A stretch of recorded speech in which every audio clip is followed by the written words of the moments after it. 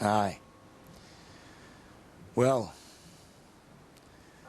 there's a lot about me you don't know, Dick Sharpe. And there's one thing you don't know about me. I don't run away. And I'm not leaving. Then you're a stubborn fool. Maybe it was you who told me to be stubborn. Didn't teach into that uniform. But it is the one I wear. I heard what you said about the war, and I'll tell you this much. That I did fight for my king. But mainly I fought for myself and for my friends, and to stay alive. Because I was good at it. Trouble is, you were fighting the wrong people.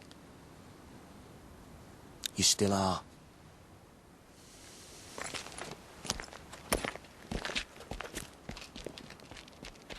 The Scarsdale Yeomanry, under the command of Major Richard Sharpe, taker of the French Eagle at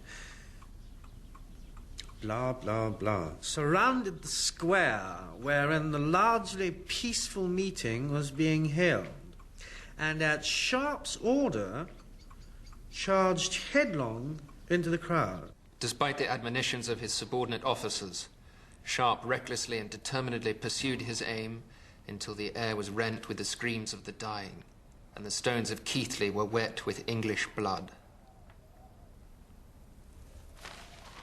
What will happen to him? I don't know. Horse Guards will order an inquiry. So it is bad for Richard? Yes. It could finish him. At the least, he will lose his commission and end his years in the colonies. Good. Then he will be out of our way. He is an honourable man. I do not believe what the papers say. I regret that I have played a part in his present misfortune.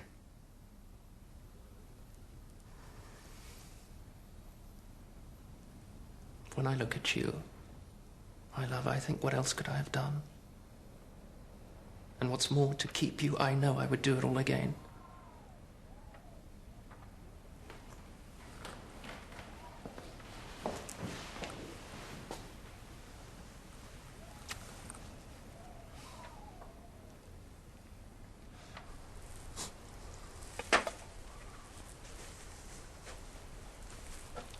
Is there nothing a little bit stronger than milk lying around here? Do you know that drink's an abomination, Patrick? Oh, yeah. Sally has mentioned that to me. Once or twice. What are you reading? Book of Job. Job. The Book of Job. He had a terrible hard time. Poor old Job. Boils, you know. Yeah, I read about the boils. And this. The earth is given into the hand of the wicked. He covereth the faces of the judges thereof. Very cheerful stuff. I don't much like being on the wrong side, Pat. Man is born unto trouble, as the sparks fly upward. Must have been thinking about us. Right. There you go. I want a headstone for my mother's grave, Sal. It's all right, I'll pay for it. But I think your mum deserves better than an old wood cross. An old wood cross? That cross was all that could be had once grave had been paid. I'm sorry, Who looked after Lizzie Sharpe the last years of her life when all she'd do with her money were drinkings? And who tended her when she was poxed and dying? And who waited 20 years for you to come back? And how I wish you had not... Sally, I'm sorry. I'm a fool. I should have known that you would look after everything. Not just me. Not just me. Matt Truman, too. Truman? You weren't the only crying bundle of rags that Lizzie left at workhouse door. What? He's your brother, you fool. I saw records long before they were burned. It's true. But... we always fought. Aye, and I always pulled you apart. Does he know? Of course he knows. He laid her in her grave, didn't he? I wanted to tell you, but you were so set against him. Richard.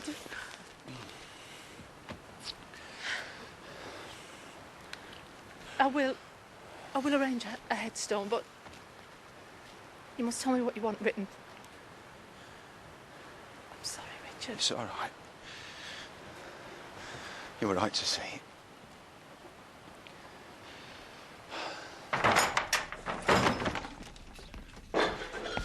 Truman, what is it?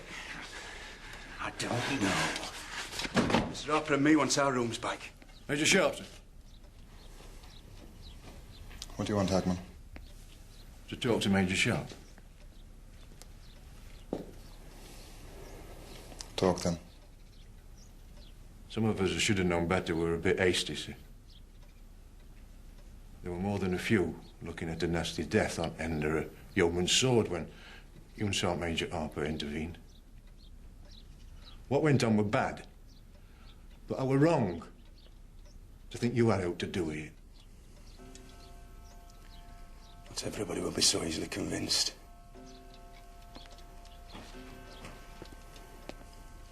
But thanks. Now, will you do something for me?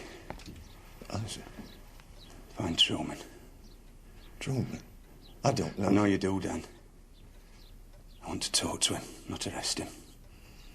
I'll tell him to meet me at his mother's grave.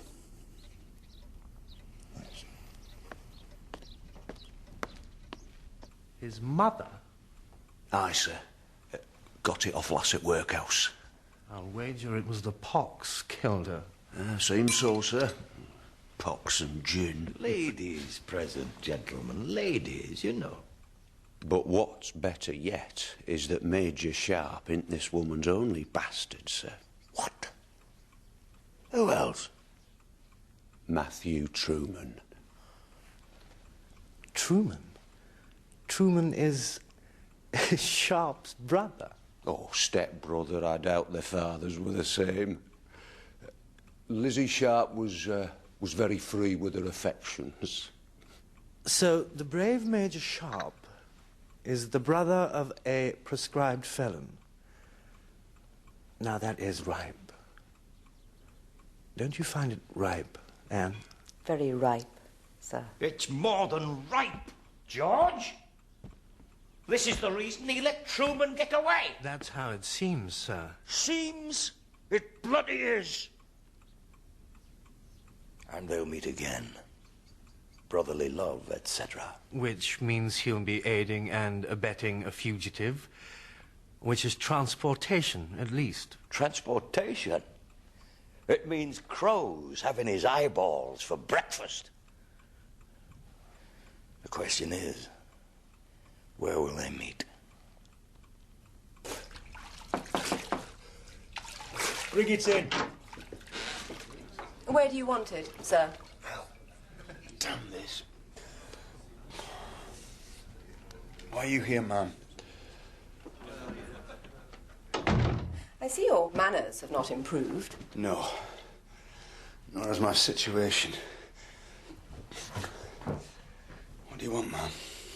I wanted to warn you, but I knew you would not listen, so I will give you information instead.